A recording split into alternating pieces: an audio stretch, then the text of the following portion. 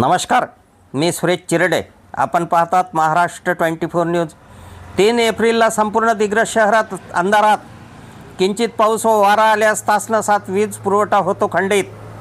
काल दिनांक 3 एप्रिलची संपूर्ण रात्र दिग्रसकरांची अंधारात गेली. रात्रीला वाऱ्याचा वेग व हलका पाऊस कोसळताच संपूर्ण दिग्रस शहराचा वीज पुरवठा खंडित झाला. पहाटेपर्यंत विद्युत पुरवठा बंद होता. वीज वितरणच्या अकार्यक्षमतेमुळे शहराचा अनेक तास विद्युत पुरवठा खंडित होतो. हलका ते मध्यम स्वरूपाचा पाऊस जरी आला तरी शहराचा वीज पुरवठा खंडित होतो.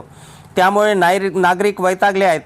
दिग्रस शहराच्या मध्यभागातून वाहणाऱ्या धावंडा नदीचे पाणी दूषित झाल्यामुळे अगणित डासांची संख्या वाढली आहे. त्या डासांचा त्रास शहरातील नागरिकांना सोसावा लागतो. त्यातच विद्युत पुरवठा बंद असल्याने डासांचा उपद्रव वाढत आहेत. 4 एप्रिलच्या सकाळी विद्युत पुरवठा जरी सुरू झाला असला तरीसुद्धा विजेचा लपंडाव सुरूच होता. आमच्या पुढील बातम्याचे अपडेट पाहण्याकरिता आत्ताच आमच्या चॅनलला सबस्क्राईब करा व बेल आयकॉनवरती क्लिक करा. धन्यवाद.